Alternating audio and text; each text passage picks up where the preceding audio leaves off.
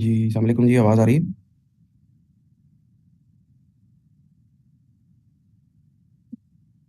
अच्छा, जो last week में 3 दिन क्लास नहीं हो सकी, उसकी जगह पे अब जो फर्स्ट मेकअप क्लास हो रही है जी, वो आ जाए। ठीक है, इसी तरह से बाकी की जो 2 क्लासेस हैं वो और होनी है। ठीक है, तो उससे पहले कोई क्वेश्चन है किसी का तो बताएं।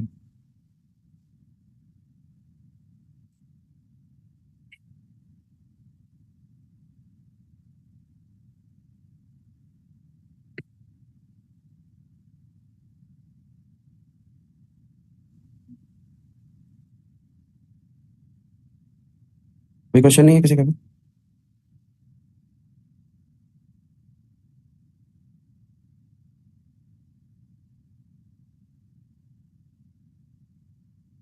ठीक है जी, अब हम आज की क्लास स्टार्ट करते हैं। सिर्फ 1 मिनट मुझे दे दें।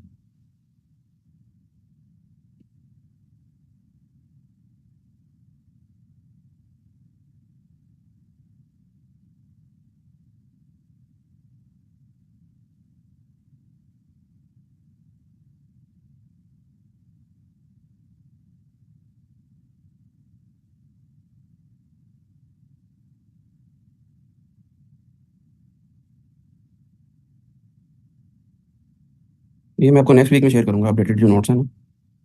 मंडे को या ट्यूसडे को करूंगा शेयर।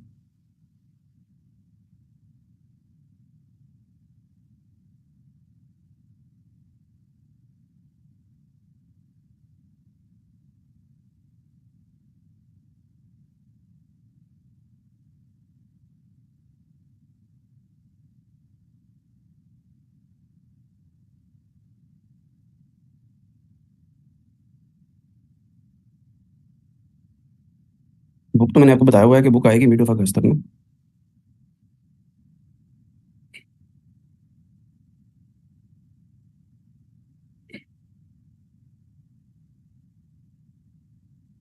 आवाज़ नहीं आ रही जी, स्क्रीन भी नहीं आ रही है, मैसेज आया किसी का?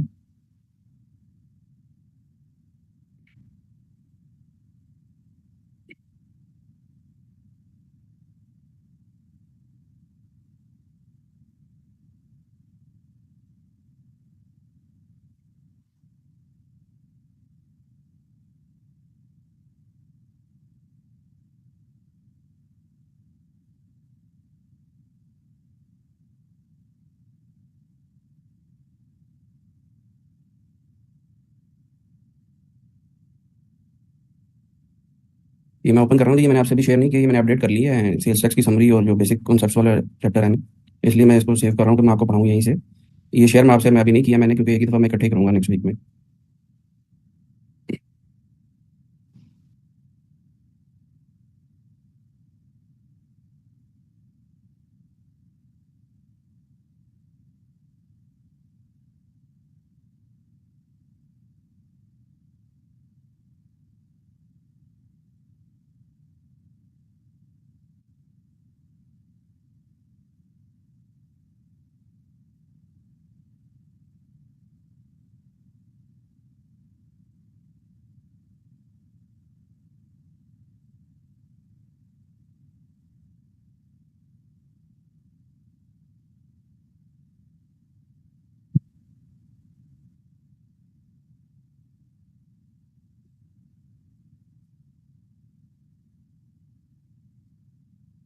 जी, तो हम स्टार्ट करते हैं जी।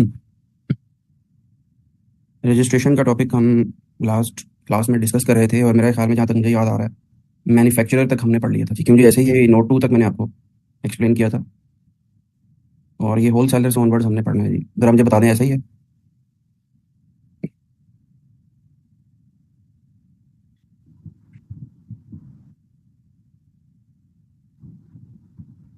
अच्छा जी, तो अब हम स्टार्ट करते हैं जी। नॉर्मली सप्लाई चेन में होता क्या है कि सबसे पहले एक मैन्युफैक्चरर होता है, या इंपोर्टर होता है, या मैन्युफैक्चरर होता है।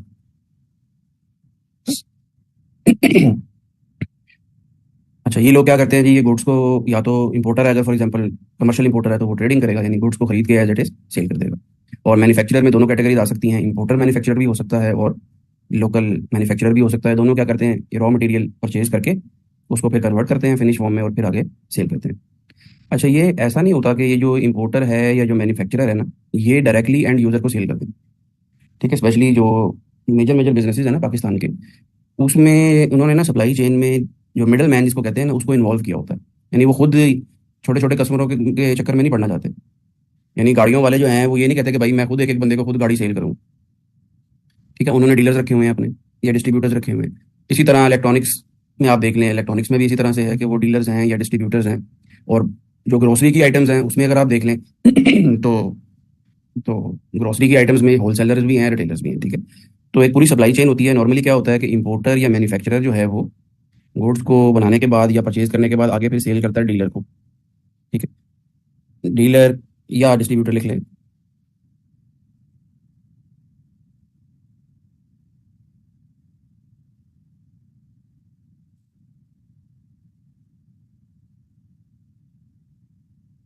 अच्छा, डीलर या डिस्ट्रीब्यूटर क्या करते हैं, ये फिर प्रोडक्ट को आगे सेल करते हैं होलसेलर को। होलसेलर क्या करता है, वो रिटेलर को सेल करता है। और रिटेलर जो है वहां से जो प्रोडक्ट है वो एंड यूजर को चली जाती है। तो नॉर्मली इसको, इस सारे प्रोसेस को कहते हैं जी सप्लाई चेन, जिसमें जो प्रोडक्ट है वो मैन्युफैक्चरिंग स्टेज से होती होती एंड यूजर पे पहुंच जाती है।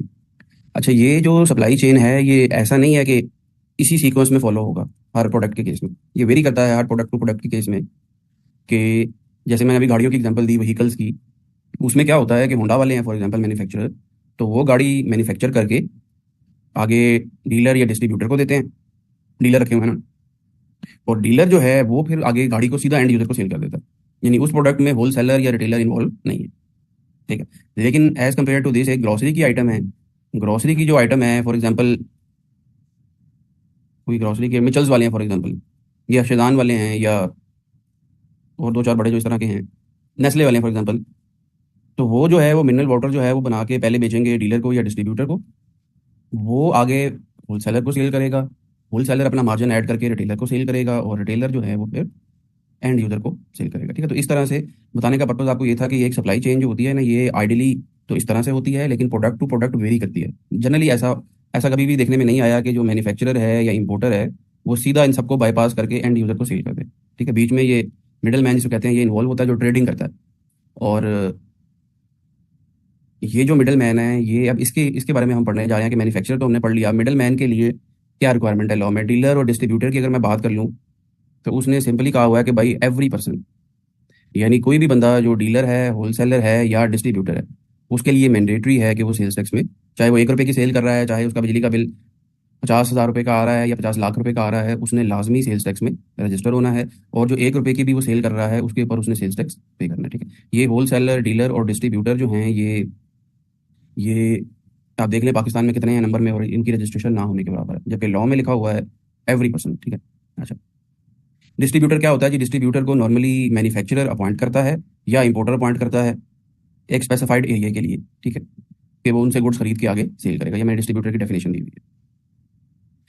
यानी डिस्ट्रीब्यूटर जो होता है वो एक पर्टिकुलर एरिया के लिए होता है। वो एरिया हो सकता है एक सिटी हो, वो एरिया हो सकता है एक इलाका हो। ठीक है, होलसेलर का जनरल जो डेफिनेशन है, अभी सिर्फ आप वही ज़हन में रखें। ये जो डेफिनेशन यहाँ पे दी हुई है, मैं भी आपको इस वजह से नहीं पढ़ा रहा कि इसमें एक दो चीज़ें ऐसी हैं जो हमने भी नहीं पढ़ी हुई, तो आपको वो समझ नहीं आएंगी। ठीक है, होलसेलर का मतलब सिंपल यही होता है कि वो बंदा जो बल्क में गुड्स को परचेज करता है, और बल्क में गुड्स को परचेज करके फिर आगे सेल कर देता है। किसको सेल करता है जी, अब होलसेलर का आपने याद रखना है कि जनरली होलसेलर का काम ये होता है कि वो रिटेलर को सेल करे। लेकिन बाज़ केसेस में आपने देखा होगा कि होलसेलर जो होता है वो डायरेक्टली एंड यूज़र को भी सेल कर देता है। यानी कोई बड़ी सी दुकान है होलसेलर की, जिसे थोक पे भी कहते हैं कि ये थोक पे बेचता है माल। तो आप अगर कभी उसके पास, कभी आप एक्सपीरियंस हुआ हो तो आप देखिएगा कि वो, उसके पास दुकानदार भी आते हैं चीज़ें लेने के लिए जो कि बल्क में खरीदते हैं उसे। और उसके पास अगर एंड यूज़र आएगा तो वो एंड यूज़र को भी छोटा मोटा सामान दे देता है। ठीक है, तो होलसेलर जो है वो जनरली वो रिटेलर को बेचता है, लेकिन ये बात आपने ध्यान में रखनी है कि होलसेलर जो है वो एंड यूज़र को भी सेल कर सकता है।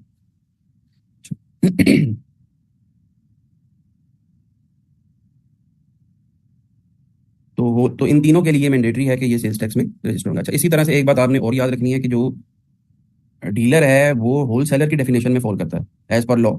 जो सेल्स टैक्स की एक्ट की डेफिनेशन है उसमें डिस्ट्रीब्यूटर की डेफिनेशन अलग से दी हुई है, और डीलर को उसने होलसेलर की डेफिनेशन में कवर किया हुआ है। The term wholesaler includes the dealer. ठीक है, यहाँ तक तो आपको डेफिनेशन समझ आ जाएगी, यहाँ तक।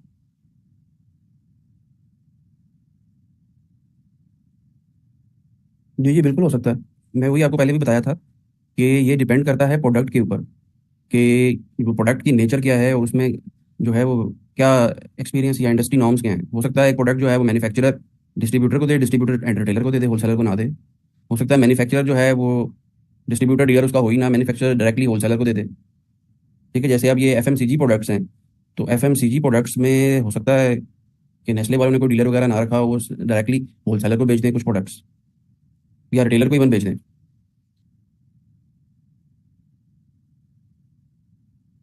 तो आइडियली ये इस तरह से सीक्वेंस फॉलो होता है, लेकिन प्रोडक्ट की नेचर के ऊपर डिपेंडेंट है। वो प्रोडक्ट जो है जिस तरह की होगी और इंडस्ट्री नॉर्म उसका जो होगा उसके अकॉर्डिंगली ये जो सप्लाई चेन में जो सीक्वेंस है ये चेंज हो सकता है।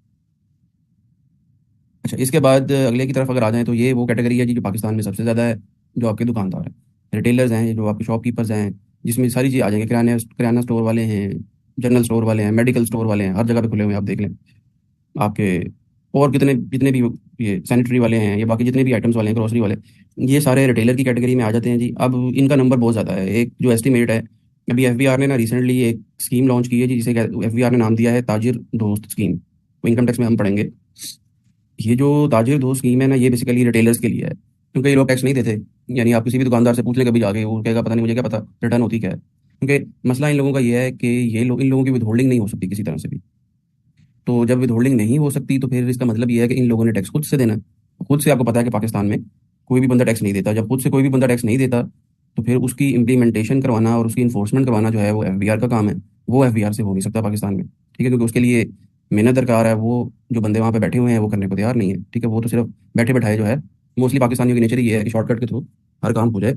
तो वहाँ पे भी यही अप्रोच है कि वो बैठे बैठाए जो है वो तनख्वाह मिल जाए और मेहनत मुहनत ना करनी पड़े। इस वजह से ये जो रिटेलर वाला सेक्टर है ना, ये पाकिस्तान में सबसे ज़्यादा है। मैं आपको बता रहा था कि वो जो ताजिर दो स्कीम आई है, उसको ना उन्होंने 6 बड़े शहरों में पाकिस्तान में अभी सिर्फ इंप्लीमेंट किया है, जो कैपिटल है ना मेन मेन। जैसे पंजाब है तो यहाँ पे लाहौर में कर दिया, रावलपिंडी में कर दिया, इस्लामाबाद में कर दिया, कराची में कर दिया, क्वेटा में कर दिया, पेशावर में कर दिया। तो इन 6 शहरों में इन लोगों ने एस्टिमेट किया हुआ है मेरे ख्याल में कि 35 से 40 लाख रिटेलर्स हैं। ठीक है, तो इनका नंबर बहुत ज़्यादा है। विद होल्डिंग वाला जो मैंने पहले एक बात बताई, उसमें उन्होंने अभी रिसेंटली, ये अभी हुआ है 236H जो आप बता रहे हैं ना, ये अभी इस दफ़ा बजट में हुआ है कि इन्होंने सारे रिटेलर्स पे लगा दिया है कि ये जो मैन्युफैक्चरर है या डीलर डिस्ट्रीब्यूटर है या होलसेलर, अगर ये रिटेलर को सेल करेंगे तो रिटेलर का इनकम टैक्स विदहेल्ड करेंगे। उससे इनकम टैक्स ले लेंगे और लेके जमा कराएंगे। और उसके पीछे आपने देख लिया है कि वो ऑलरेडी स्ट्राइक्स शुरू हो चुकी हैं। वो पेट्रोलियम डीलर्स ने हड़तालें की, उन्होंने कहा जी हम पेट्रोल पंप बंद कर देंगे। वो देख ही लिया आपने। हालांकि वो 0.5% सिर्फ टैक्स है। यानी उन्होंने टैक्स ये लगाया है कि 0.5% जो है वो अगर आप फाइलर हैं, और 2.5% है अगर आप नॉन फाइलर हैं। यानी इसी बैकग्राउंड में जो मैंने आपको भी बताया ना कि ये रिटेलर्स चूंकि टैक्स नहीं देते, उन्होंने कहा जी इनसे एडवांस टैक्स लेके ही थोड़ा बहुत जमा करा दें। मैन्युफैक्चरर को कहा भाई इन्होंने खुद से तो देना नहीं है।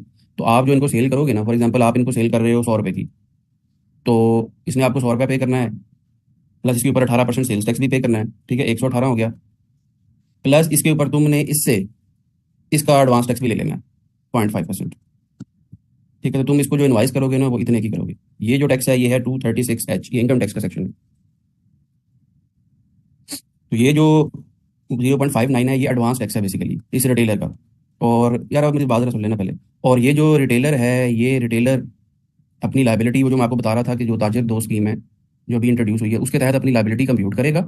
और उस लाइबिलिटी के अगेंस्ट ये जो एडवांस टैक्स डिडक्ट हुआ होगा ना, या कलेक्ट होगा सॉरी, ये यानी मैन्युफैक्चर कलेक्ट करके एफबीआर को जमा कराएगा। ये जो 0.59 है ये एडजस्ट कर लेगा उससे। ठीक है, यानी ये एक तो पहली बात है कि ये जो 236H में जो टैक्स रिटेलर से डिडक्ट किया जा रहा है या कलेक्ट किया जा रहा है, ये फाइनल नहीं है, ये सिर्फ एडवांस टैक्स है। और इसी के ऊपर वो मानने को तैयार नहीं है। वो पेट्रोलियम डीलर्स ने हड़ताल की, उन्होंने वो धमकी दी कि भाई सारे पेट्रोल पंप जो हैं हम बंद करने लगे हैं, सिर्फ ये 0.5 के पीछे कि हमने 0.5 भी नहीं देना।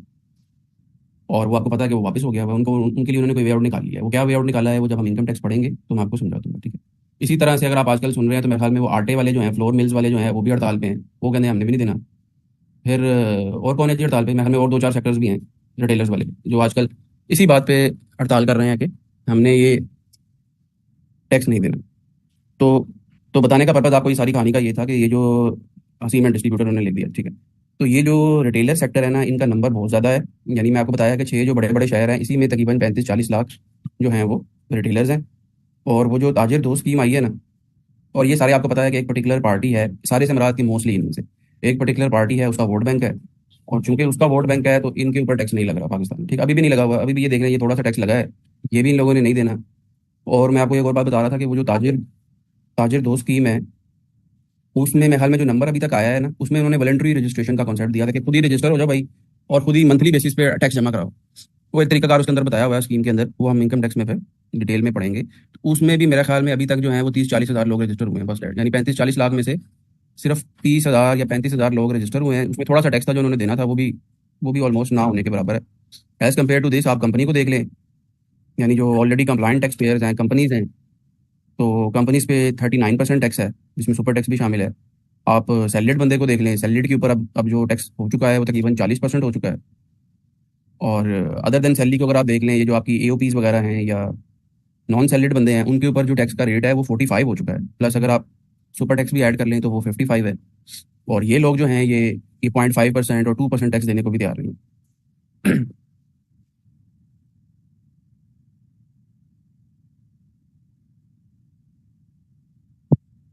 तो ये सारे रीजंस हैं कि जिनकी वजह से हमारी जो टैक्स बेस है, स्पेशली इनकम टैक्स की, मैंने आपको दिखाया था पहले दिन, वो बहुत कम है। सिस्टम जो है, वो जो निज़ाम है, वो इक्विटेबल नहीं है, इक्विटी नहीं है। एक बंदा जो टैक्स दे रहा है उसी को आप उसी से लेते जा रहे हैं, जो नहीं दे रहा उसको वेरियस पॉलिटिकल रीजंस की वजह से और वेरियस अदर पॉलिटिकल सबसे मेन रीजन है, यानी ये जितने भी ये बड़े बड़े सेक्टर्स है पाकिस्तान के जो टैक्स नहीं दे रहे, ये सारे पॉलिटिकल एफिलिएशन है। एग्रीकल्चर की अगर आप बात कर लें, तो एग्रीकल्चर में भी आपको पता है कि एक पर्टिकुलर पार्टी है जो नहीं लगाती टैक्स, और इसी तरह से रिटेलर्स भी हैं। बहरहाल अब हम वापस आ जाते हैं जी, ये जो रिटेलर्स हैं, चूंकि इनका नंबर बहुत ज़्यादा है, तो इनको भी फिर उन्होंने आगे क्लासिफिकेशन कर दी कि एक छोटा जो दुकानदार है, यानी जिसकी एक छोटी सी शॉप है, 40-50 हज़ार लाख रुपए महीने का कमा लेता है, वो कैसे सेल्स टैक्स में रजिस्टर होगा। तो इसलिए उन्होंने कहा हुआ है जी कि रिटेलर सिर्फ वही वाले सेल्स टैक्स में रजिस्टर होंगे जो टीयर 1 की कैटेगरी में आ रहे हैं। इन्होंने लॉ में डिफाइन किया हुआ है इसके बाद टीयर 1 को, कि टीयर 1 रिटेलर कौन है। हमें तो रजिस्टर नहीं होना, नहीं मतलब जी, एचपी हमें से मुराद क्या है? पिछले लेक्चर नहीं सुना मेरे ख्याल में आपने, मैंने आपको एक्सप्लेन किया था कि वो सेल्स टैक्स में सारा सिस्टम किस तरह से होता है, और एंड यूजर जो होता है ना, उसको तो रजिस्टर नहीं होना होता ना। पहले जो 2-3 लेक्चर्स हैं, अगर आपने नहीं सुने तो उनको अच्छी तरह से सुने, वो वहाँ पे आपको फिर कॉन्सेप्ट क्लियर होगा ना कि जो एंड यूजर है वो क्या सेल्स टैक्स में रजिस्टर होता है या नहीं होता। ठीक है, सेल्स टैक्स में मैंने स्टार्ट ही वहाँ से किया था कि सिर्फ ये लोग हैं जिन्होंने रजिस्टर होना है, ये वाले लोग। कहाँ गया रजिस्टर पर्सन की डेफिनेशन?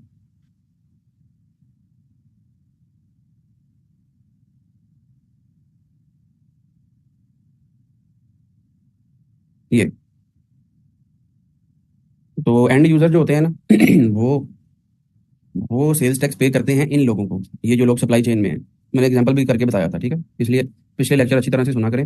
रीजन बीइंग के एक स्टेज ऐसी आ जाएगी आज से 2-3-4 वीक्स के बाद, जिसमें अगर आपने पिछले लेक्चर्स नहीं सुने होंगे तो अगले वाले कॉन्सेप्ट्स आपको बिल्कुल समझ नहीं आएंगे, क्योंकि ये सारी चीज़ें स्पेशली सेल्स टैक्स में इंटरलिंक्ड है। इनकम टैक्स में तो टॉपिक्स अलग अलग है ना, तो एक टॉपिक आपने लेट्स सपोज अगर एक वीक में मिस कर दिया तो अगले वीक में नया टॉपिक आ जाएगा, आप वो पढ़ लें, पिछले वाला मिस हो गया, खैर है। सेल्स टैक्स में ऐसा नहीं है। सेल्स टैक्स में ना सारी चीज़ें आपस में लिंक्ड है। और आपको पता है कि एग्जामिनर जो पेपर में क्वेश्चन करता है ना, वो एक जो न्यूमेरिकल आता है, वो इसी तरह से एक ही पूरे लॉग की बेस पे वो एक क्वेश्चन बनाता है। ये सारी चीज़ें आपस में लिंक्ड हैं। तो अगर आप पिछला लेक्चर सेल्स टैक्स में नहीं अटेंड करेंगे या नहीं सुनेंगे, ज़्यादातर लोग रिकॉर्डिंग सुनते हैं ऑब्वियसली, तो नेक्स्ट लेक्चर आपको समझ नहीं आएगा। इसलिए हमेशा अगर पिछला लेक्चर स्किप हो गया है तो उसकी रिकॉर्डिंग सुना करें, उसके बाद अगला लेक्चर सुना करें। ज़रूरी नहीं है कि आप लाइव सुने, ठीक है, ज़्यादा जो इंपॉर्टेंट है वो ये है कि लेक्चर पिछला सुने उसके बाद अगले पे आए, तो आप रिकॉर्डिंग सुन लें जब भी आपको टाइम मिले। तो एंड यूजर जो होता है वो सेल्स टैक्स पे करता है इन लोगों को सप्लाई चेन के अंदर। आप भी पे करते हैं, मैं भी पे करता हूँ, पाकिस्तान के मोस्टली जो पब्लिक है वो सेल्स टैक्स पे करती है, लेकिन वो एफबीआर को पे नहीं करती। ठीक है, क्योंकि वो रजिस्टर ही नहीं है ना, उनके लिए रिक्वायरमेंट है कि वो रजिस्टर होंगे सेल्स टैक्स में। तो वो लोग जो हैं वो सेल्स टैक्स पे करते हैं इन लोगों को सप्लाई चेन पे। ये लोग जो हैं फिर आगे एफबीआर को अपना इनपुट एडजस्ट करके जमा करवा देते हैं। ठीक है, ये रूल है। तो टीयर 1 की कैटेगरी में जो रिटेलर आएगा सिर्फ वही लाइबल टू बी रजिस्टर्ड है। उसकी डेफिनेशन लॉ में क्या दी हुई है जी, कोई भी इंटरनेशनल और नेशनल चेन ऑफ स्टोर है। यानी अब इसका एक क्वेश्चन पेपर में आ चुका है।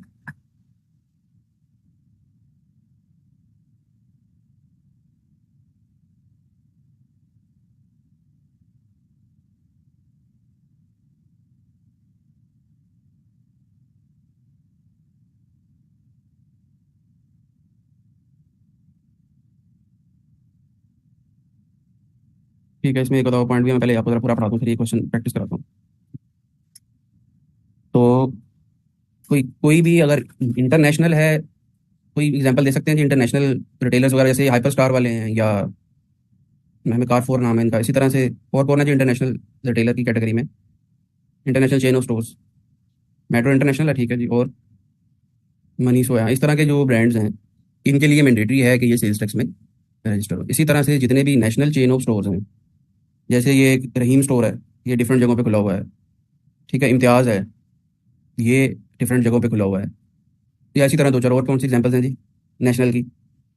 सर्विस, हाँ ठीक है, सर वो तो उस कैटेगरी में मैं ग्रोसरी के पॉइंट ऑफ व्यू से बता रहा था। तो इनके लिए लाजमी है कि ये सेल्स टैक्स में रजिस्टर हो जो भी इनकी सेल है, ठीक है, यानी सेल वैल्यू पे डिपेंडेंट नहीं है। ऑपरेटिंग इन, एक सेकंड जी, अजान जरा हो जाए।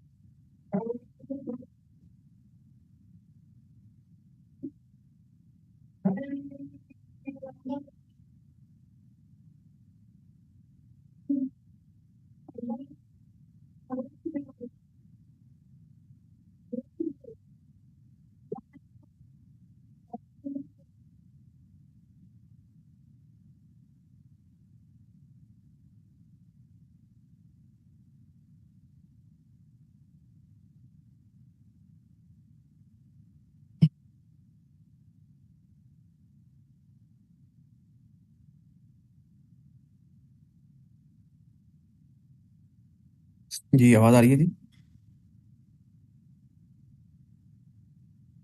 अच्छा, इसके बाद सेकंड है जी, operating in air conditioning mall और प्लाजा एक्सक्लूडिंग कियोस्क। कि अगर आप किसी भी एयर कंडीशनिंग मॉल में बैठे हो, शॉप नहीं, ये नहीं है कि आपने दुकान पे एसी लगा लिया तो आप रजिस्टर हो जाएंगे। जहाँ पे आप बैठे हुए हैं वो कोई शॉप, वो कोई मॉल है या कोई प्लाजा है, ठीक है, और वो अगर एयर कंडीशनड है तो फिर आपके लिए मैंडेटरी है रिगार्डलेस ऑफ योर टर्नओवर कि आप जो हैं वो सेल्स टैक्स में रजिस्टर होंगे। इसमें उन्होंने कियोस्क को एक्सक्लूड किया हुआ है। वो बेसिकली जो बाहर आप किसी मॉल में जाएंगे तो देखेंगे कि एक तो शॉप्स होती है ना, कुछ लोग बाहर स्टॉल लगा के बैठे होते हैं, जैसे उर्दू में छाबड़ी वाला समझ लें, कोई पान लगा के बैठा हुआ है, कोई आइसक्रीम लगा के बैठा हुआ है, कोई चॉकलेट लगा के बैठा हुआ है, कोई परफ्यूम लगा के बैठा हुआ है। उनके लिए बेसिकली रिक्वायरमेंट है, आप ओपन इस तरह की चीज़ें, उनके लिए उन्होंने एक्सक्लूजन दे दिया कि भाई आप लोगों ने रजिस्टर नहीं होना, लेकिन इसके अलावा जो बाकी के लोग हैं वो मैंडेटरी है। Use cumulative electricity bill during the last 12 months is ₹1.2 million, यानी पिछले 12 महीने में बिजली का जो बिल है वो अगर 12 लाख रुपए से ज़्यादा का है तो फिर भी आपने रजिस्टर होना, ठीक है। Wholesaler cum retailer engaged in bulk import and supply of consumer goods. Wholesaler cum retailer, जी जी, ओपन स्टॉल्स जो हैं वो इसमें आ जाएंगे कियोस्क में, तो उनके लिए ज़रूरी नहीं है कि वो रजिस्टर हो।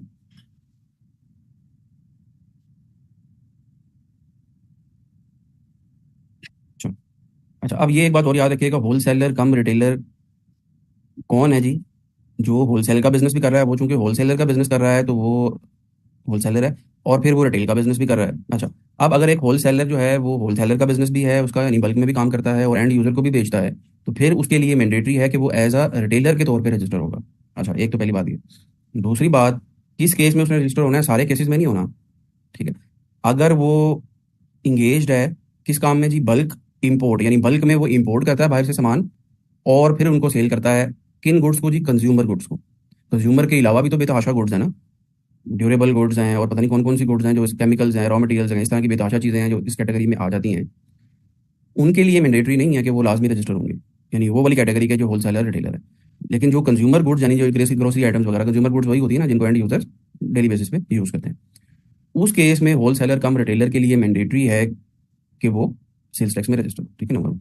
अब आपका क्वेश्चन इसमें ये भी हो सकता है कि जो बाकी वाले होलसेलर कम रिटेलर हैं वो क्या करेंगे, क्या उनके लिए मैंडेटरी नहीं है कि वो रजिस्टर हो? तो उनके लिए क्राइटेरिया यही वाला है, ये वाला, ये ये A B C E, इनमें से अगर किसी एक में ये फॉल कर जाएंगे तो वो रजिस्टर होंगे, वरना वो रजिस्टर नहीं होना होंगे, ठीक है। लेकिन वो वाला होलसेलर कम रिटेलर, ये दोबारा से बता रहा हूँ, जो बल्क में इंपोर्ट करता है, लोकल परचेज नहीं करता, इंपोर्ट करता है बल्क में, और फिर आगे कंज्यूमर गुड्स इंपोर्ट करता है और फिर आगे सेल करता है, उसके लिए मैंडेटरी है कि वो एज अ रिटेलर के तौर पे रजिस्टर हो।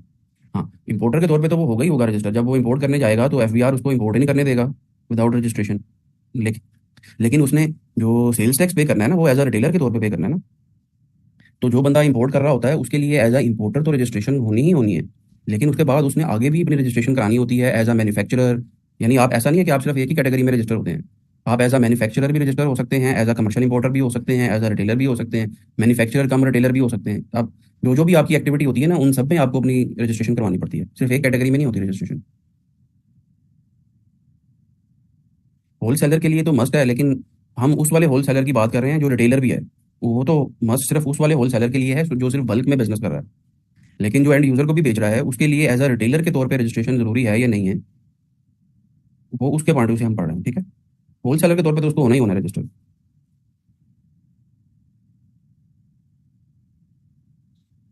नहीं, वो अगर एज अ होलसेलर सिर्फ रजिस्टर होगा, एज अ रिटेलर नहीं होगा रजिस्टर, तो जो वो रिटेल वाली सेल कर रहा है वो फिर उसके ऊपर सेल्स टैक्स नहीं ना देगा, सिर्फ होलसेल वाली सेल पे सेल्स टैक्स देगा। तो इस चीज़ को बेसिकली उन्होंने लॉ में कैटर किया हुआ है कि जो रिटेल वाली सेल हो रही है ना, क्या उसके ऊपर सेल्स टैक्स देना है या नहीं देना, उसके लिए आगे क्राइटेरिया बता दिया है। जो वो होलसेलर वाली सेल कर रहा है वो तो उसने देना ही देना है सेल्स टैक्स, क्योंकि वो उसके लिए अलहदा से एज अ होलसेलर रजिस्ट्रेशन जो है वो मैंडेटरी है। अच्छा जी, कोई क्वेश्चन है जी किसी का और? रजिस्ट्रेशन नंबर एक ही होता है। आपको जब आई कैब में क्वेश्चन भी आता है ना, जब आपका आई कैब में क्वेश्चन आता है तो क्वेश्चन को अगर आप देखेंगे ना न्यूमेरिकल को, जैसे आखिरी अटेम्प्ट में देखता हूँ, तो वो एग्जामिनर नॉर्मली ना आपको इसी तरह से दिखाता है कि ये है कि इसमें नहीं है।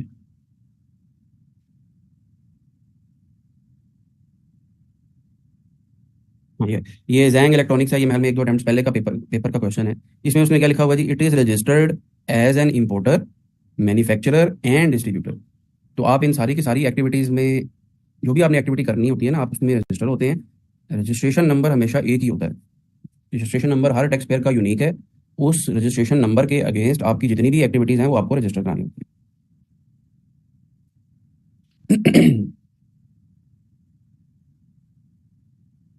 जो wholesaler cum retailer bulk import में डील नहीं कर रहा कंज्यूमर गुड्स वाली में, लेकिन वो होलसेलर कम रिटेलर है, मैंने आपको पहले भी इसका जवाब दे दिया था, उसके केस में आपको क्या उसने एज अ रिटेलर के तौर पे रजिस्टर होना है या नहीं होना, उसके लिए आपको ये बाकी वाली क्लॉजेस में देखना पड़ेगा, ABC में या ई में।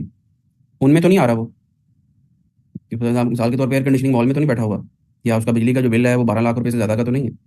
उसमें अगर आएगा तो वो हो जाएगा रजिस्टर, वरना वो रजिस्टर नहीं होगा, ठीक है। इनपुट सिंक, मतलब इनपुट सिंक से क्या मुराद है जी? इनपुट तो सिंपल सा रूल है, दूसरी पार्टी अपलोड करती है तो आपको मिल जाता है, वरना नहीं मिलता।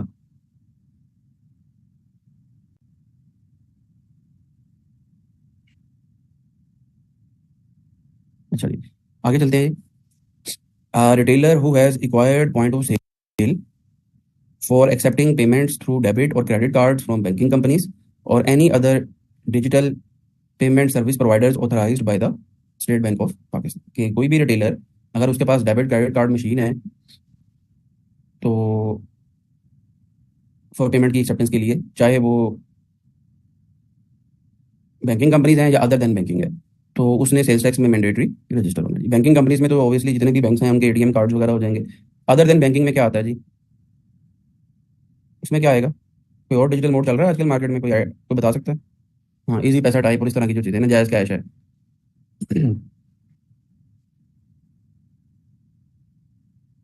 तो इस तरह से अगर वो पेमेंट की एक्सेप्टेंस कर रहा है तो उसके लिए मैंडेटरी है कि वो सेल्स टैक्स में रजिस्टर होगा।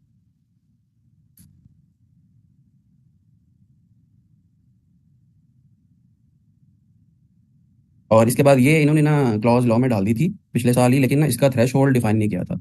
ये इस दफ़ा बजट में नहीं, लेकिन हमें बजट से 4-5 महीने पहले एक SRO आया जिसमें इन्होंने एक थ्रेश होल्ड लगा दिया जी कि कोई भी retailer whose deductible advance income tax under section 236H, जो मैंने आपको अभी थोड़ी देर पहले एक्सप्लेन किया, on purchases from importers, manufacturers, wholesalers, dealers during the last 12 months exceeds ₹100,000। पहले 100,000 का क्राइटेरिया नहीं बताया हुआ था, पहले लिखा हुआ था कि वो लिमिट जो होगी ना वो FBR प्रिस्क्राइब करेगा। तो अब उन्होंने एक SRO इशू किया है आज से 3-4 महीने पहले, और उस SRO में एक थ्रेश होल्ड बता दिया है जी कि कोई भी रिटेलर जिसका 236H में विद होल्डिंग जो है वो 1 लाख रुपए से ज़्यादा का हो गया पिछले 1 साल के अंदर, उसके लिए भी सेल्स टैक्स में रजिस्ट्रेशन मैंडेटरी है, ठीक है।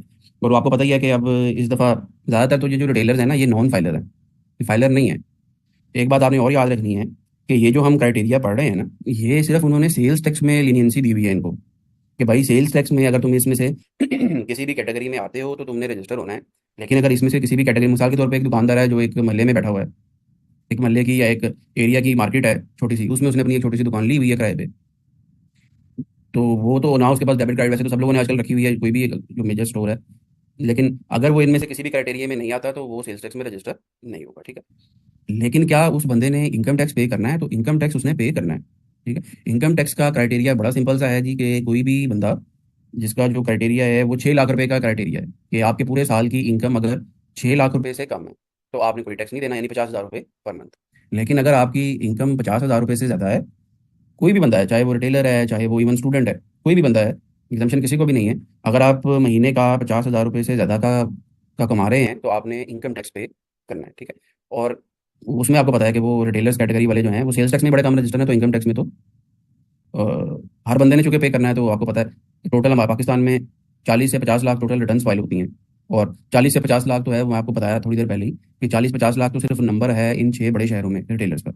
पाकिस्तान में तो टोटल जो हैं वो 100 से ज़्यादा शहर हैं। तो उस हिसाब से आप देख लें, अगर ये रिटेलर्स ही प्रॉपर टैक्स जमा करवाना स्टार्ट कर दें तो अच्छी खासी इनसे इनकम हो सकती है, ठीक है। जब एक मुल्क मुश्किल में है तो फिर कंट्रीब्यूशन सबने करना है ना। ऐसे तो नहीं है कि अपनी आप कहने जी भाई मैं नहीं देना तो सी दे दो। क्या आपको पता है कि आज से कोई 2 या 3 साल पहले एक और तरीका कार भी निकाला गया था इन रिटेलर से टैक्स लेने का। वो तरीका कार खैर अभी अगर होता तो वाकई वो तो नहीं मल जानी थी। वो उस वक्त फिर भी रीजनेबल था, क्योंकि उस वक्त बिजली का जो यूनिट था उसमें इस तरह की अंधेरी मची हुई थी, जैसे आजकल तो अंधेर नगरी है ना, कि 70-80 रुपये का बिजली का यूनिट हो चुका है रेजिडेंशियल। उस वक्त उन्होंने तरीका कार ये निकाला था, उस वक्त में हमें बिजली का यूनिट 30-35 रुपये का था मैक्सिमम, कि इनके बिजली के बिल के अंदर ही इनसे इनकम टैक्स ले लिया जाए। वैसे तो इन्होंने देना नहीं है, वो 2,000 या 3,000 रुपये पर मंथ वो टैक्स उन्होंने लगाया था। और अगर आप फॉलो करते हो मीडिया को या आपको याद हो तो अखबार वगैरह न्यूज़ वगैरह पढ़ते हो, क्या हुआ था जी, वो भी मेरे ख्याल में 2 महीने के अंदर अंदर ही इन्होंने स्ट्राइक्स वगैरह की, मार्केटें बंद कर दी, और वो क्या हुआ, वो रिवर्स हो गया था, ठीक है। ये मिफ्ता इस्माइल के दौर में हुआ था, उसने लगाया था, लेकिन इन्होंने फिर शोर मचा मचू के रिवर्स करा दिया। तो बहरहाल बताने का पर्पज़ ये है कि, और ये 236H होता क्या है ये मैंने आपको एक्सप्लेन कर दिया है, कि जब भी ये मैन्युफैक्चरर सेल करेगा रिटेलर को, या डिस्ट्रीब्यूटर सेल करेगा रिटेलर को, या होलसेलर सेल करेगा रिटेलर को, तो जितने का भी वो सेल करेगा उसका 0.5 अगर वो फाइलर है और 2.5 अगर वो नॉन फाइलर है, वो उनसे कलेक्ट करके FBR को जमा कराएगा। ये जो टैक्स है ये एडजस्टेबल है, ये फाइनल नहीं है। ये जो भी रिटेलर की लाइबिलिटी बनेगी उसके अगेंस्ट एडजस्ट हो जाएगा। तो जिस बंदे का भी पिछले 12 महीने में 1 लाख रुपए से ज़्यादा का टैक्स डिडक्ट हो गया, उसने सेल्स टैक्स में लाजमी एज अ Tier 1 रिटेलर के तौर पे रजिस्टर होना। अच्छा, बाकी का रिटेलर्स आप क्या करेंगे? ये जो Tier 1 की कैटेगरी में जो रिटेलर्स आ गए, इनका तो नंबर 2-3 लाख मैंने आपको बताया मैक्सिमम, जो टोटल जो Tier 1 की कैटेगरी में लोग रजिस्टर्ड हैं, मुझे उनका नंबर आइडिया नहीं है, FBR के पास ऑब्वियसली इसका नंबर होगा। टोटल जो पाकिस्तान में सेल्स टैक्स में रजिस्टर्ड लोग हैं ना, अभी अगर हम गूगल कर लें, शायद गूगल वाले भी बता दें।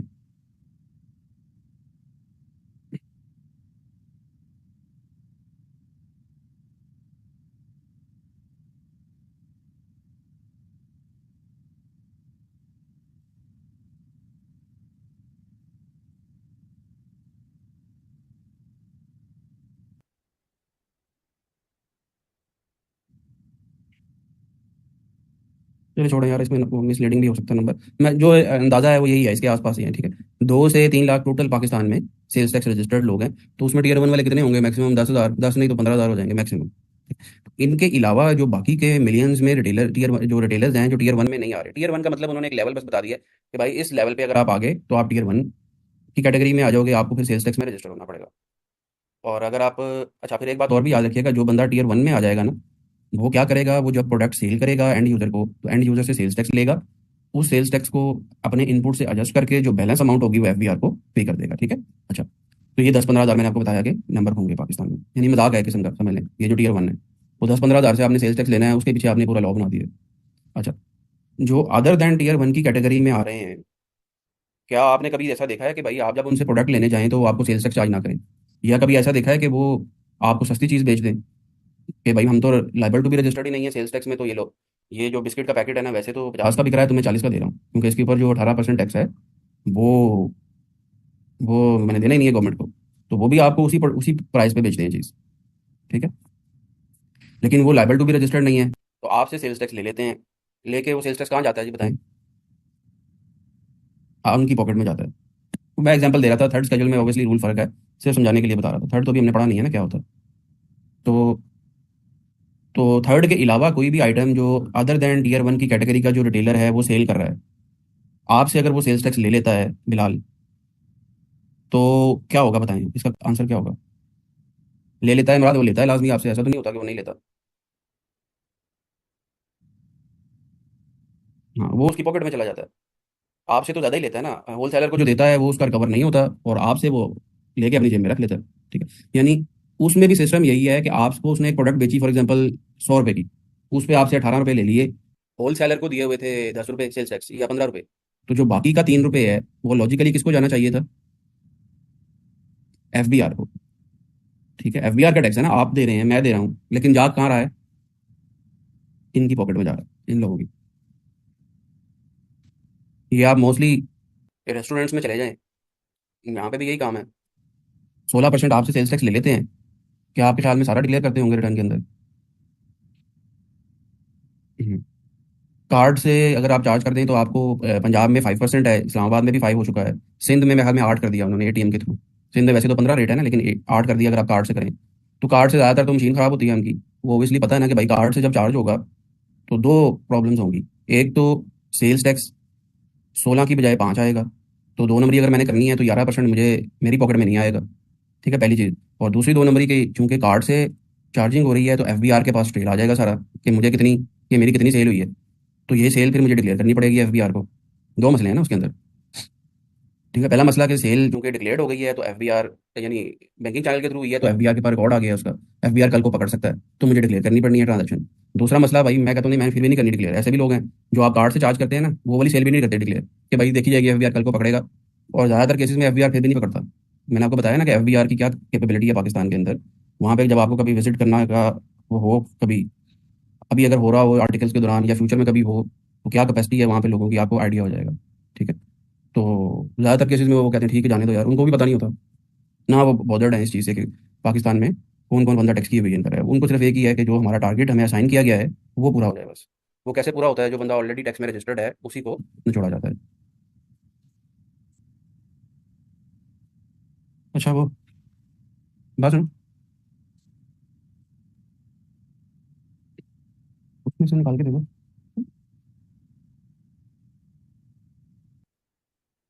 नहीं, जो फूड चेन आपकी, अब पंजाब की बात कर रहे हैं आप, हुरैरा? KPK में नहीं है ये रूल। अगर आप KPK में हैं या बलोचिस्तान में हैं तो वहाँ पे कार्ड पे भी 16 ही है, 15 ही है। इस्लामाबाद में और पंजाब में ये रूल था, इस दफ़ा सिंध में भी उन्होंने लगा दिया है कार्ड वाला। तो यहाँ पे अगर वो इस तरह से कर रहे हैं तो वो वॉयलेशन कर रहे हैं, आप उनको कंप्लेन कर सकते हैं। ठीक है, करके देख लें, वैसे होना कुछ भी नहीं है पंजाब पाकिस्तान में।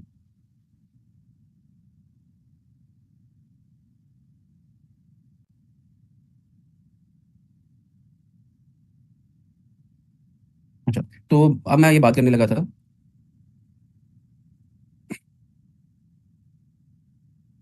TCS जो है कार्ड पे भी 16 ही कर लेता है। तो फिर आप इनकी PRA पे महल में ना वो तरीकाकार बना हुआ है शायद।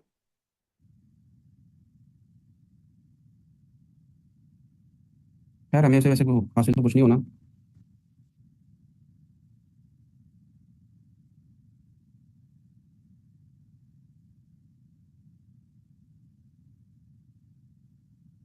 ये आप PRA की साइट पे जाएंगे ना, तो वहाँ पे वो पूरा एक प्रोसीजर दिया हुआ है, वहाँ पे वो जो इनवाइस है ना उनकी, वो आप प्रिंट लेके भेज दें, वो PRA वाले हो सकता है उस पर एक्शन। एज पर लॉ मैंने आपको पोजीशन बता दिया। अच्छा।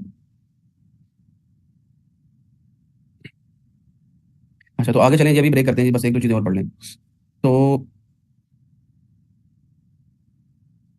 टीयर 1 के अलावा जो बाकी के कैटेगरी के रिटेलर्स हैं ना, वो जैसे मैंने आपको बताया कि वो आपसे तो सेल्स टैक्स ले लेते हैं, फिर ऐसा तो नहीं हो सकता ना कि उनको उनसे सेल्स टैक्स लिया ही ना जाए। एफबीआर को भी इस चीज़ का पता है कि भाई ये जो अदर देन टीयर 1 की कैटेगरी के रिटेलर्स हैं, ये भी उसी प्राइस पे बेच रहे हैं प्रोडक्ट जिस पे बाकी वाले बेच रहे हैं। मतलब जो एक्सेस सेल्स टैक्स है वो इनकी पॉकेट में जा रहा है। तो फिर इनसे सेल्स टैक्स की रिकवरी का तरीका कार क्या है? इनसे इनके बिजली के बिल के ऊपर सेल्स टैक्स लिया जाता है। आप कभी अपने घर के इवन बिजली का बिल को कभी गौर से देखेंगे ना, तो उसमें एक्स्ट्रा टैक्स के नाम से एक सेल्स टैक्स आ रहा होता है, उसमें फर्दर टैक्स के नाम से एक सेल्स टैक्स आ रहा होता है। ठीक है, वो इस तरह के जो टैक्सेस हैं ना, वो रिटेलर से लिए जाते हैं। ठीक है, rest of the retailers are not required to be registered, but they pay tax on their electricity bill. ठीक है। अच्छा, अब वो इलेक्ट्रिसिटी बिल के ऊपर कितना सेल्स टैक्स पे करते हैं वो मैं आपको अभी समझाता हूँ अलहदा से। लेकिन अभी बस आपने इतना याद रखना है कि जो अदर देन टीयर 1 की कैटेगरी के रिटेलर्स हैं, उनको बिजली के बिल के ऊपर एडिशनल टैक्स आता है।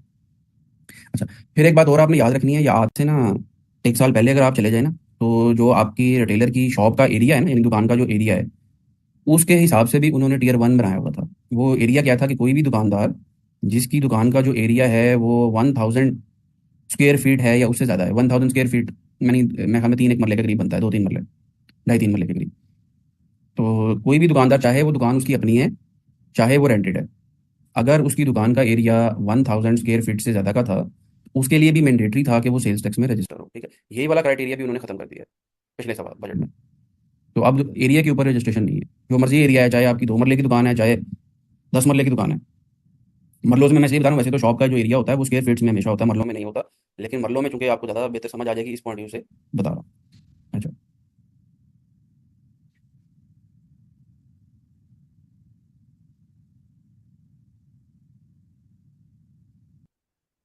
नहीं, आप कोई भी छोटी सी जो दुकान है, वहाँ पे आपने बिजली का बिल तो लगवाया होगा, वो बिजली का मीटर तो लगाया होगा ना साजिद। तो जब आपने बिजली का मीटर लगवाया होगा, तो बिजली का जो मीटर है वो बिजली दुकान पे ऑन करोगे ना, गैस करोगे ना, अगर फॉर एग्जाम्पल गैस तो चले नहीं, बिजली की तो होगी ना लाजमी।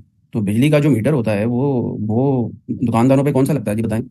3 तरह के मीटर होते हैं ना, एक होता है रेजिडेंशियल, एक होता है कमर्शियल, और एक इंडस्ट्रियल होता है। तो दुकानदारों का, अनलेस के वो 2 नंबर ही कर लें, यानी घर किसी मोहल्ले में एक बंदे ने अपने घर के अंदर ही दुकान खोल ली है, वो तो हो सकता है बच जाए, वो उसी बिजली के बिल पे ही दुकान खोल के बैठा हो। लेकिन जो मार्केट के अंदर दुकान खोलेगा, यानी कोई भी शॉप होगी, तो उसका जो बिजली का मीटर होगा ना वो कमर्शियल होगा। तो कोई भी कमर्शियल जब मीटर है लेस्को के पास, लाहौर की मैं अगर एग्जांपल ले लूँ, तो रिकॉर्ड है ना हर बंदे का, तो लेस्को वाले चार्ज करते हैं ना, जिसका भी कमर्शियल मीटर होगा। और वो सेल्स टैक्स में अगर रजिस्टर नहीं होगा तो उससे वो ये लेगा, ये वाला सेल्स टैक्स।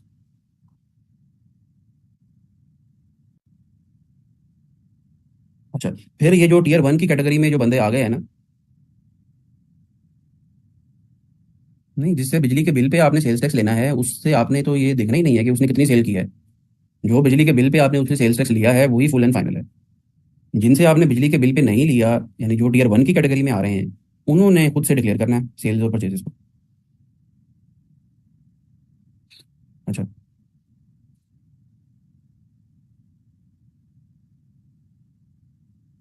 ठीक है, एक बात आपने और याद रखनी है, पाकिस्तान में जो, यार एक सेकंड, चार्जिंग भी नहीं हो रही।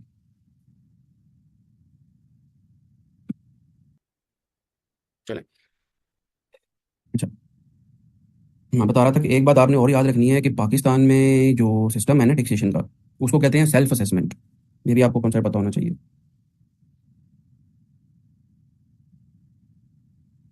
ये इनकम टैक्स में भी यही सिस्टम है और सेल्स टैक्स में भी यही सिस्टम है। अच्छा, ये है क्या सिस्टम?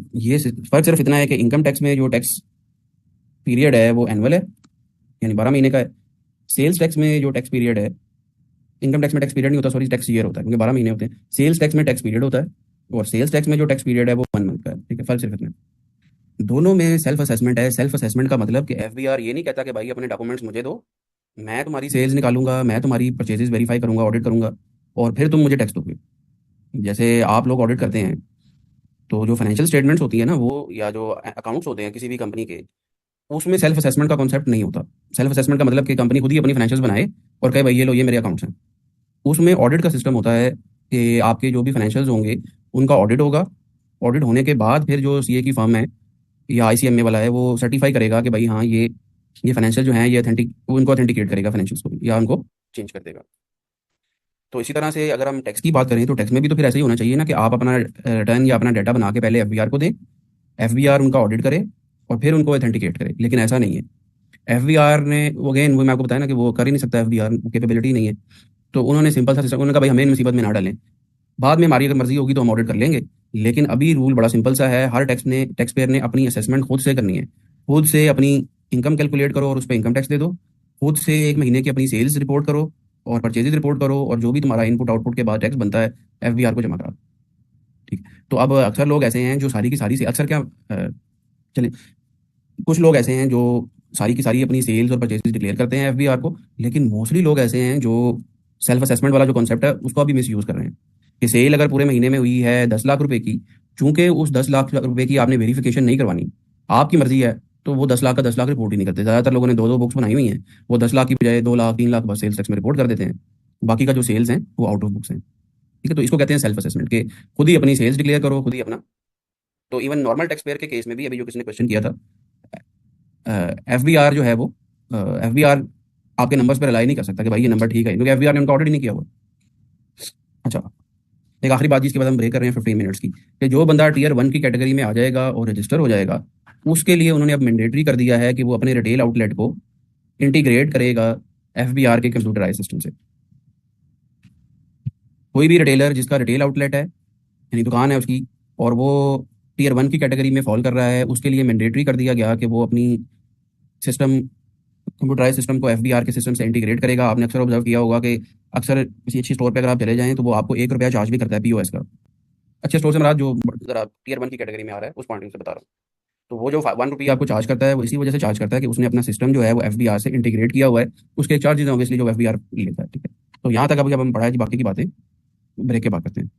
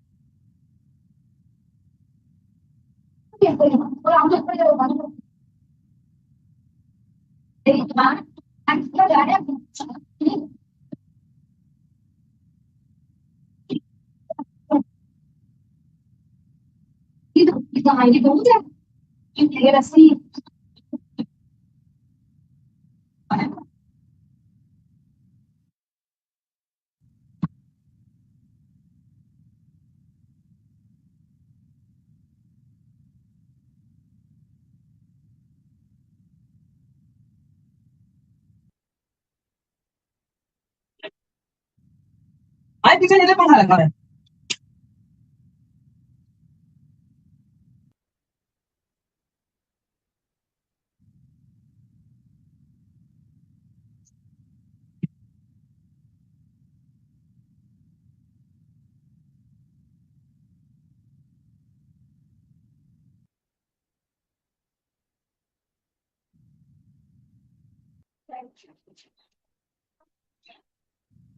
मेरा तो मुझे पैसा दे और पंखा नहीं है गाइस। हाँ चल नहीं है मेरी मशरूम नहीं ना ये तो नहीं है और नीला तुमको पास में पकड़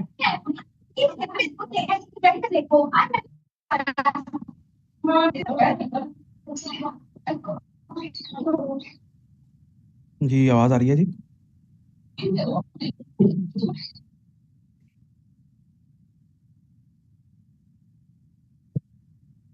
अच्छा आगे चलते हैं जी।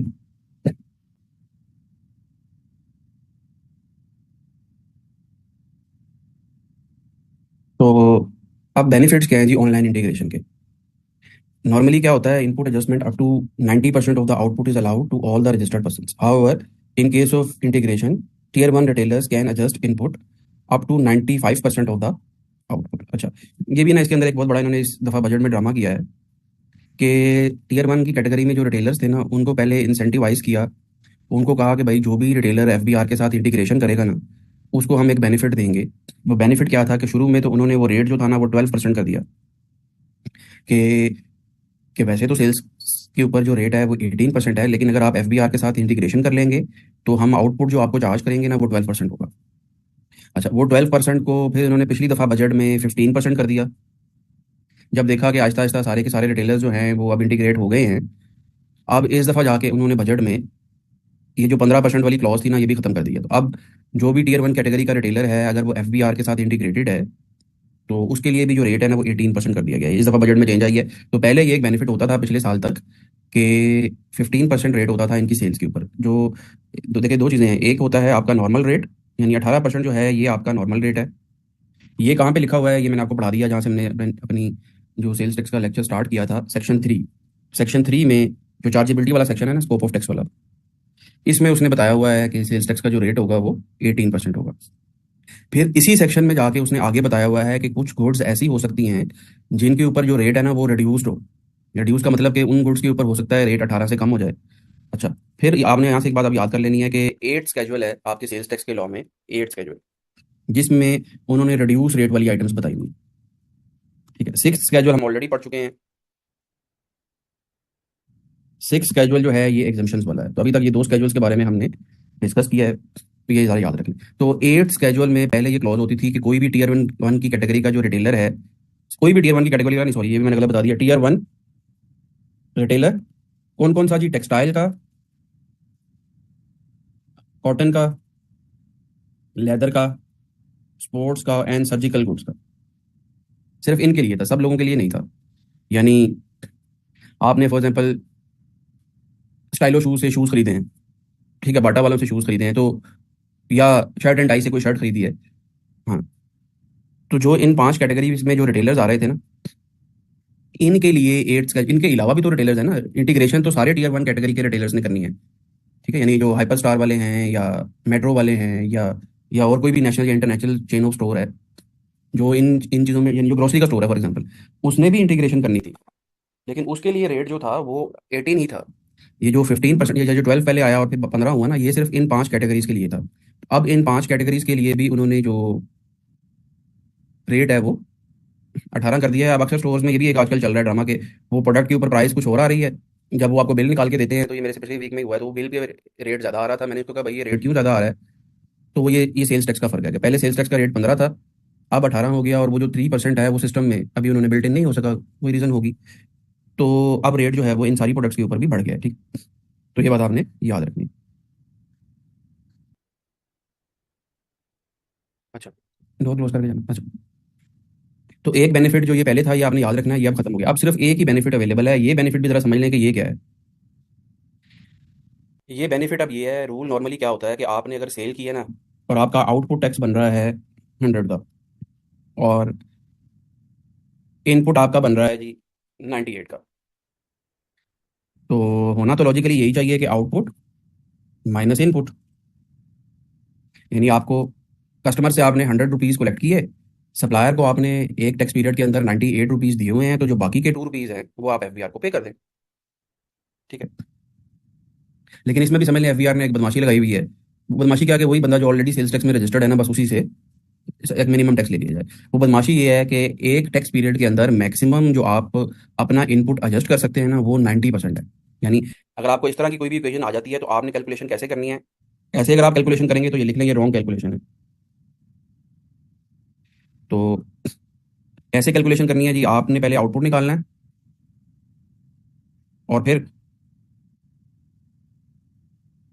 दो कैलकुलेशंस आपने करनी है इनपुट के लिए। ठीक है, less input, lower of 90% of the output, input नहीं आउटपुट, कि आपका आउटपुट है 100, इसका 90% तक मैक्सिमम मिलेगा, या एक्चुअल इनपुट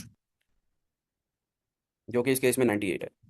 तो ए और बी, ये ए है जी, ये बी है, ए और B whichever is lower, आपको मैक्सिमम जो एडजस्टमेंट मिलेगी वो 90 की मिलेगी। तो बाकी का 10 रुपीज़ होगा ना, ये आपको रिटर्न के साथ पे करना पड़ेगा। ठीक है, sales tax payable by 15th और फॉलोइंग, अगले महीने की 15 तक जमा कराना पड़ेगा। ठीक है, अच्छा, और जो बाकी का आप इनपुट एडजस्ट नहीं कर पाए, वो कितना होगा जी, आपका एक्चुअल इनपुट था 98 रुपीज़, लेकिन आपको मैक्सिमम जो एडजस्टमेंट मिली वो 90 की मिली, तो 8 रुपीज़ जो हैं, 8 रुपये जो हैं, ये sales tax to be carried forward, ये कैरी फॉरवर्ड हो जाएगा और अगले महीने में आपका इनपुट बन जाएगा। लेकिन अगले महीने में भी जो भी आपका इनपुट होगा प्लस ये कैरी फॉरवर्ड, इन दोनों को आप ऐड करोगे, और मैक्सिमम जो आपको अगले महीने में भी एडजस्टमेंट मिलेगी वो आउटपुट के 90 तक मिलेगी। ठीक है, तो ये एक मैकेनिज्म एफबीआर ने डिवाइस किया हुआ है टू इंश्योर के एक मिनिमम कलेक्शन हर महीने टैक्स पेयर से आ जाए। रिफंड नहीं बनेगा, क्या बनेगा रिफंड, उल्टा कह दिया ना आपने काजी। अब इस सिचुएशन में आप देखें ना, कि अगर हम ऊपर वाली कैलकुलेशन की बात करते हैं, ये जो रॉन्ग कैलकुलेशन है, लॉजिकली तो यही होना चाहिए था ना, कि आपका रिफंड नहीं बनना चाहिए था, आप 2 रुपये पे कर देते। लेकिन उसने क्या किया, उसने आपसे 10 रुपये पे करवाए और आपका 8 रुपये का रिफंड बना दिया। अब उसको पता है रिफंड मैंने देना नहीं है, तो ज़बरदस्ती आपका रिफंड बन रहा है। 90% वाले रूल की वजह से ज़बरदस्ती आपका रिफंड बन जाता है, हालांकि रिफंड नहीं होता। ठीक है, इसको कैसे कैरी फॉरवर्ड करते हैं और क्या होता है, कब तक कैरी फॉरवर्ड होता है, ये एक अलग टॉपिक है, ये फिर हम जब आगे जाएंगे तो डिटेल में डिस्कस करेंगे। ठीक है, अच्छा, तो अगर आप टीयर 1 कैटेगरी के रिटेलर हैं, तो फिर क्या होगा जी, ये 90% की बजाय रूल, ये अभी भी बेनिफिट अभी भी अवेलेबल है टीयर 1 को। ये कितना एडजस्ट कर सकता है जी टीयर 1 वाला, ये यहाँ पे 95 हो जाएगा। ठीक है, तो ये थोड़ा सा इसका फर्क आ जाएगा, यानी ऊपर उसने 10 रुपीज़ देने थे, नीचे यहाँ पे उसको 5 रुपीज़ देने पड़ रहे हैं। ऊपर उसका 8 रुपीज़ का रिफंड आ रहा था, यहाँ पे उसका 3 का रिफंड आ रहा है। आगे चलते हैं जी। अच्छा, इसी तरह से ये चीज़ें जो कि आपस में इंटरलिंक्ड होती हैं, और ऑब्वियसली जब आपको फाइनल लेवल पे क्वेश्चन आना है ना, तो वो एग्जामिनर आपसे हो सकता है इसका साथ इनकम टैक्स का भी पूछ ले। अगरचे हमने भी इनकम टैक्स नहीं पढ़ा हुआ, लेकिन मैंने यहीं पे साथ लिंक कर दिया है ताकि आपको याद रहे, और जब आप इनकम टैक्स पढ़ें तो ये चीज़ फर्दर फिर आप रिफाइन हो जाए। इनकम टैक्स में भी एक बेनिफिट मिलता है। बेनिफिट क्या मिलता है कि आपने जब पीओएस इंस्टॉल करना है, तो वो मशीन आपको खरीदनी पड़ेगी ना, पीओएस पॉइंट ऑफ सेल के लिए एफबीआर से इंटीग्रेशन के लिए एक मशीन आपको खरीदनी पड़ेगी। वो मशीन एफबीआर ने ना अपने सिलेक्टेड वेंडर्स रखे हुए हैं कि ये 50 वेंडर्स हैं, इनमें से किसी से भी ले लो। हाँ, लेने आपने अपने खर्चे से, ऐसा नहीं है कि एफबीआर खरीद के देगी, आपने अपने खर्चे से वो मशीन खुद इंस्टॉल करवानी है। तो जब आप वो मशीन खरीदोगे तो फिर आपको क्या कोई इनकम टैक्स में बेनिफिट मिलेगा? इनकम टैक्स में भी ना जो मशीन आपने खरीदी होती है ना, उतनी वैल्यू का आपको टैक्स क्रेडिट मिल जाता है। ठीक है। Tax credit equal to lower of actual amount invested और 150,000 per machine is also available for purchasing point of sale machine in order to integrate with FBR. ठीक है, यानी आपने मशीन खरीदी पीओएस वाली 3 लाख रुपए की, तो वो कह रहा है जी 1.5 लाख रुपए तक तुम्हें क्रेडिट दे दूंगा मैं। मतलब ये हुआ कि आपके उस साल की अगर इनकम टैक्स की जो लाइबिलिटी आपने कैलकुलेट की वो बन रही है 10 लाख, तो 10 लाख रुपए में से ये 1.5 लाख रुपए आप रिड्यूस कर लोगे। टैक्स क्रेडिट का मतलब होता है रिडक्शन इन लाइबिलिटी। ये भी बात आपने याद रखनी है कि जहां पे भी टैक्स क्रेडिट का वर्ड आएगा ना, तो tax credit means reduction in your liability. तो कंपनी अपनी लाइबिलिटी 29% पे कंप्यूट करेगी, या अगर आप इंडिविजुअल हैं या एओपी हैं तो जो भी एप्लीकेबल स्लैब्स हैं उनके अकॉर्डिंगली आप अपनी लाइबिलिटी कंप्यूट करेंगे, और उसके अगेंस्ट जो भी पीओएस आपने परचेज की होगी ना, मशीन एक है दो है जितनी भी है, पर मशीन आपको मैक्सिमम जो क्रेडिट है वो 1.5 लाख रुपए का मिलेगा। उतने से आपने अपनी लाइबिलिटी को रिड्यूस कर लेना। ठीक है, ये बात आपने ध्यान में रखनी है। तो ये तो दो बेनिफिट्स अवेलेबल हैं टियर 1 कैटेगरी के रिटेलर्स को इंटीग्रेशन के। नुकसान इनके ज़्यादा हैं। अगर आप इंटीग्रेशन नहीं करेंगे तो कॉन्सिक्वेंसेज क्या होंगे जी? ये क्वेश्चन 12 मरतबा एग्जामिनर पेपर में पूछ चुका है, one of the favourite topic है एग्जामिनर का, consequences of non compliance. Input tax will be reduced by 60% for all including retailers of textile leather etcetera. ये एक बहुत बड़ा नुकसान है कि अगर आपने इंटीग्रेशन नहीं की तो इनपुट टैक्स जो है वो 60% से कम हो जाएगा। यानी अब यही एग्जांपल में मैं आ जाऊं ऊपर ये वाली पे, ये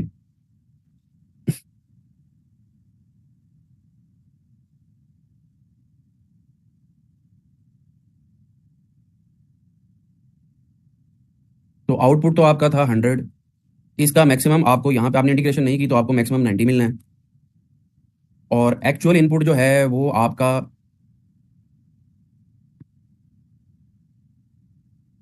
एक्चुअल इनपुट 98 था, लेकिन आपको कितना मिलेगा जी? 60% से आपने इसको रिड्यूस कर देना है, यानी 60% जो है वो डिसअलाउ हो जाएगा। मैं इधर नहीं करता, रहता से करता हूँ ताकि आप ऐसी बात।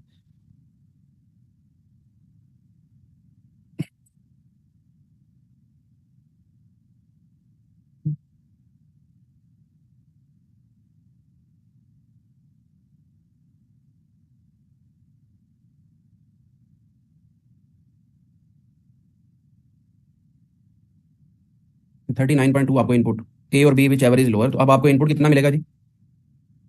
39.2, यानी 58 मिलियन का या 58 रुपीज़ का इनपुट जो है वो डिसअलाउ हो जाएगा। ठीक है, और कैरी फॉरवर्ड आपका यहाँ पर नील हो जाएगा, तो आपको 60 पे करना पड़ेगा। समझ आ गई थी बात की? तो ये एक बड़ा मेजर कॉन्सिक्वेंस है अगर आप इंटीग्रेट नहीं करेंगे। यानी अगर आप करेंगे तो फ़ायदा उन्होंने खत्म कर दिया है, फ़ायदा कोई नहीं है एक्सेप्ट के 95% एडजस्टमेंट ले सकते हो या इनकम टैक्स में टैक्स क्रेडिट मिल जाएगा। लेकिन अगर आप इंटीग्रेट नहीं करोगे तो नुकसान बहुत बड़ा है। एक तो 60% इनपुट डिसअलाउ हो जाएगा, उसके बाद आगे पेनल्टी भी है। अब मैं पेनल्टी की तरफ अगर आ जाऊँ तो एक बात आपने याद रखनी है जी कि सेल्स टैक्स के लॉ में ना 6-7 पेनल्टीज़ हैं जो बड़ी इंपॉर्टेंट है। पेनल्टीज़ का जो सेक्शन है ना वो है सेक्शन 33। अच्छा, अब कुछ लोग मेरे से पूछ रहे थे कि ऑर्डिनेंस को किस तरह से यूज़ करना है या कब यूज़ करना है, तो ये पहले पहला बात है, आप याद रखें कि पेनल्टीज़ जो होती है ना वो फाइनल लेवल पे ना अक्सर एग्जामिनर पेपर में टेस्ट करता है। आप पिछले अपने 8-10 अटैम्प्ट्स के अगर पेपर निकाल के देख लें तो ऑलमोस्ट हर सेकेंड या थर्ड अटैम्प्ट में अल्टरनेटिवली जो सेल्स टैक्स में सिनेरियो बेस्ड क्वेश्चन आ रहा होता है ना, उसमें वो पेनल्टी भी पूछता है। ठीक है।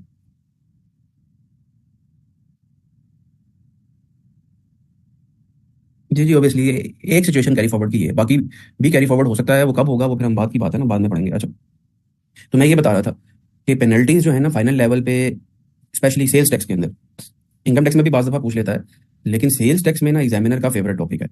अच्छा, अब पेनल्टीज का जो डिफरेंट काम ना करने की सेल्स टैक्स में पेनल्टीज हैं जो कि सेक्शन 33 में दी हुई है। अब अगर आप सेक्शन 33 में चले जाए ना तो वहां पे मेरे ख्याल में 25 के करीब पेनल्टीज हैं।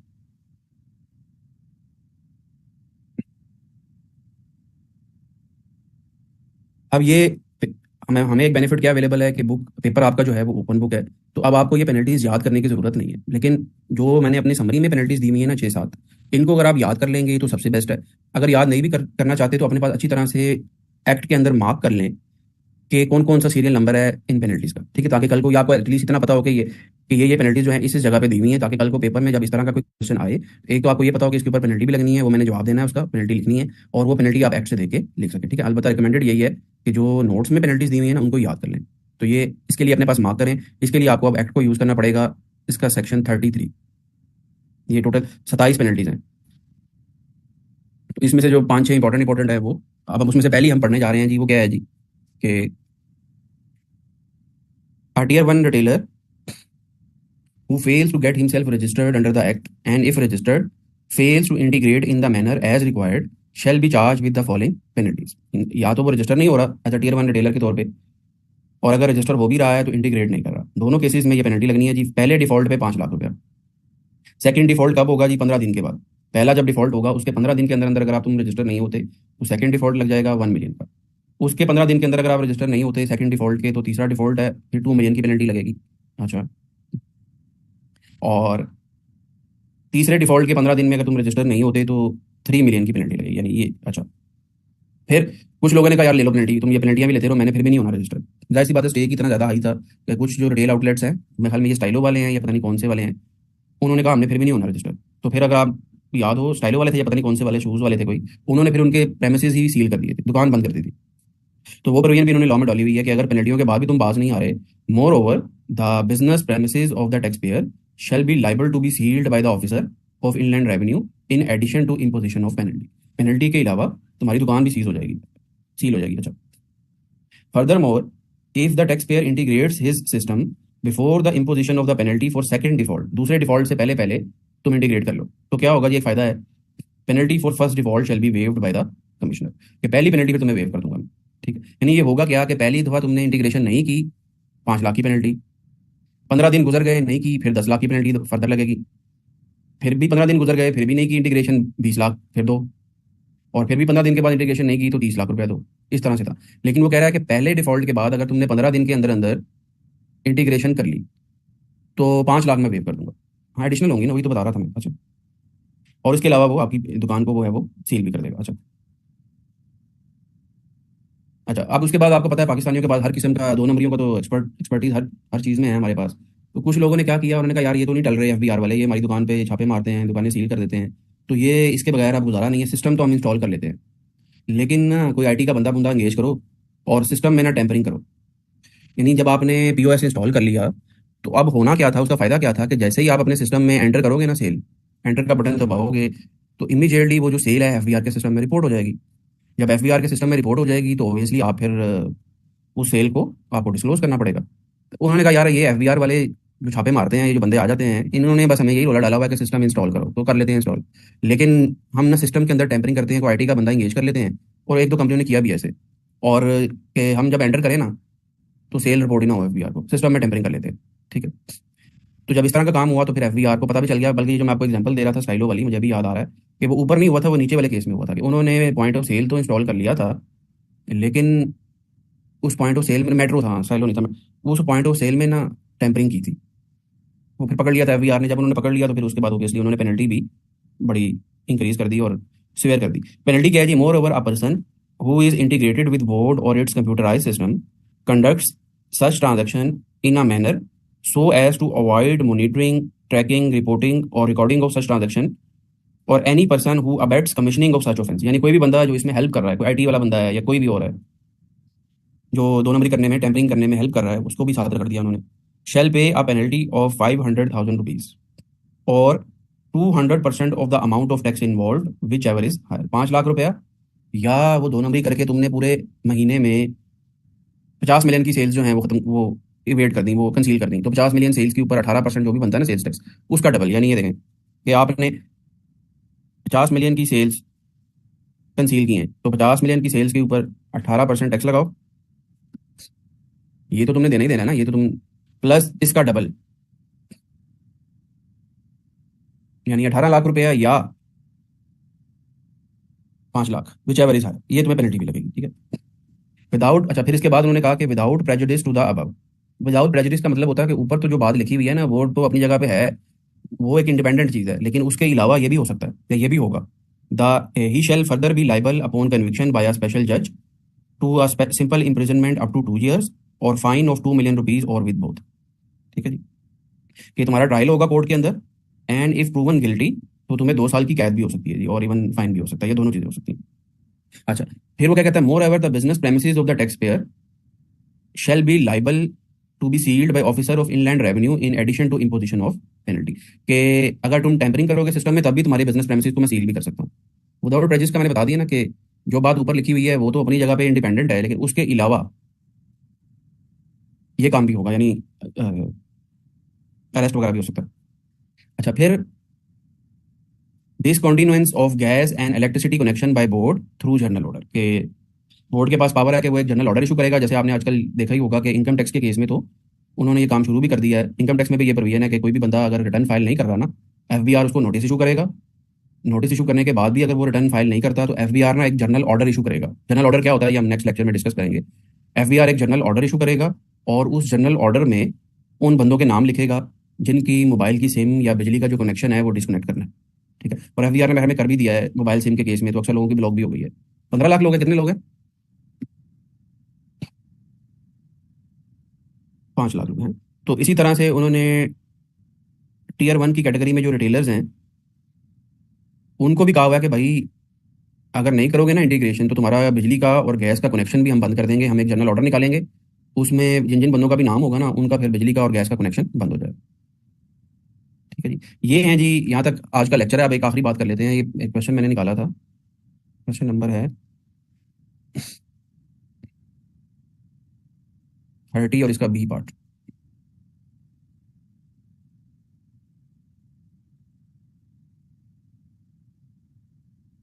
ये आपके आई कैप का क्वेश्चन है जी, क्वेश्चन नंबर 30 इसका बी पार्ट, जो सिनेरियो बेस्ड क्वेश्चन आता है ना। Mukhtar has been running a small meat shop measuring 750 square feet in a small commercial area for the last 3 years. The average electricity bill of his shop is rupees 40,000 per month. Mukhtar currently purchases a variety of meat cuts from a local supplier and sells it to the end users। यानी ये गोश्त की उसकी दुकान है meet की, 750 square feet की। ये उस ट्रेंड में था जिसमें मैंने आपको बताया कि वो स्क्वायर फीट का भी पहले क्राइटेरिया था, अब वो खत्म हो गया है 1000 फीट वाला। ठीक है, लेकिन इसका क्राइटेरिया वो उसमें आ ही रहा, 750 स्क्वायर फीट है। और उसके बिजली का जो बिल है वो 40,000 रुपया है पर मंथ, यानी वो जो 12 लाख वाला क्राइटेरिया है उससे कम है। अच्छा,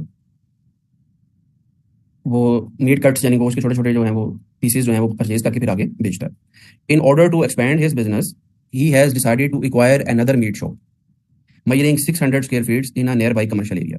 बिजनेस एक्सपैंड के चक्करों में उसने एक और दुकान खरीद ली है जी 600 स्क्वायर फीट की, और उसमें भी his plan is to procure livestock instead of meat cuts and after processing it into frozen fine cuts sells it to the end user in a retail packing under the brand name of meat IT from both of his shops.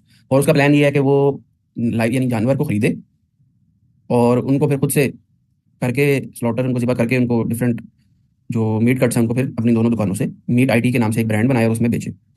Mukhtar is not registered with the sales tax authorities, however he is paying sales tax on his monthly electricity bill, क्योंकि वो tier 1 में नहीं आ रहा तो अपने bill के ऊपर वो उनसे टैक्स लिया जा रहा है। He is of the opinion that since he is not following within the ambit of tier 1 retailer, he is not required to be registered with sales tax authorities and continue to operate and pay sales tax as unregistered person। Required क्या है जी? Under the provisions of the act and the rules made thereunder, discuss whether Mukhtar is justified in his contention।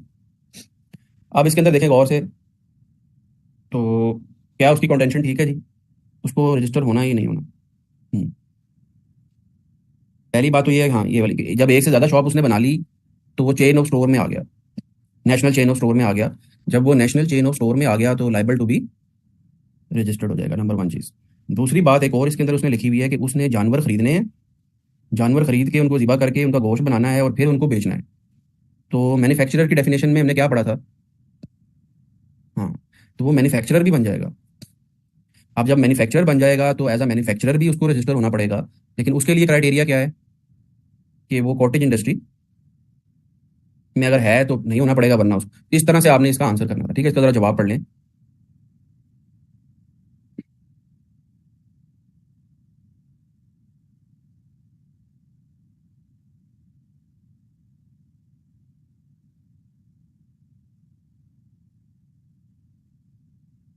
हाँ, ये बात मैं ignore कर दी है शायद, लेकिन ये वो कॉटेज इंडस्ट्री नहीं है। उसके क्वेश्चन में लिखा हुआ है कि वो दुकान जो है ना वो कमर्शियल एरिया में बनाएगा। जब कमर्शियल एरिया में बनाएगा तो वो कॉटेज इंडस्ट्री से निकल जाएगा, तो उसको मैन्युफैक्चरर के तौर पे भी रजिस्टर होगा। ठीक है, मैन्युफैक्चरर कम रिटेलर के दो।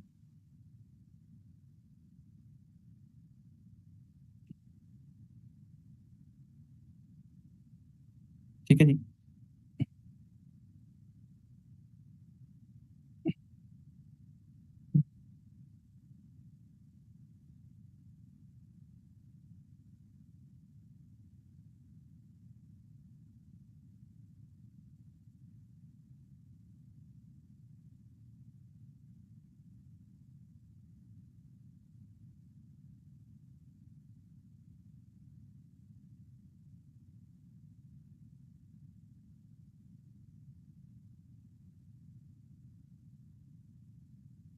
ब्रांड का क्राइटेरिया नहीं है।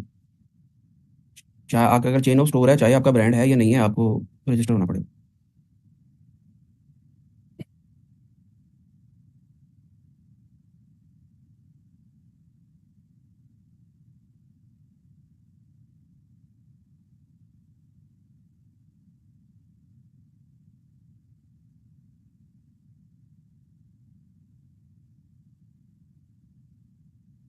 नहीं नहीं, STRN एक ही होता है, मैंने आपको पहले भी बताया ना, चाहे आपकी 100 ब्रांचें हैं, as a single sales tax register होना पड़ेगा। अलबत्ता जो जो भी आपकी ब्रांच होगी ना, वो आपको डिक्लेयर करनी पड़ेगी FBR को। जैसे एक मैन्युफैक्चरर होता है ना, तो अब मैन्युफैक्चरर के हो सकता है पूरे पाकिस्तान में 100 वेयर हाउसेज हों, तो सेल्स टैक्स का रजिस्ट्रेशन नंबर उसका एक ही होगा। अलबत्ता ये रिक्वायरमेंट है लॉ के अंदर कि आपके जो जितने भी वेयर हाउसेज हैं या जितनी भी ब्रांचेज हैं ना आपकी, अगर आप ट्रेडर हैं, तो वो वेयर हाउसेज या वो ब्रांचेज जो हैं वो आपको FBR को डिक्लेयर करनी है।